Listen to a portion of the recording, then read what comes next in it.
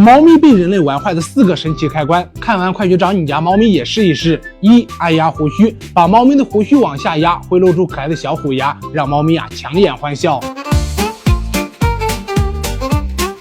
2. 敲膝盖，本来是用来检测猫咪神经反射的，被铲屎官发现后，小猫都被玩坏了。3. 轻拍屁股，小猫的尾部神经非常丰富，轻拍屁股会让小猫有按摩的爽感。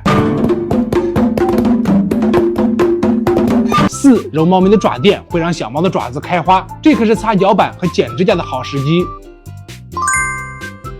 看完记得点赞加关注哦。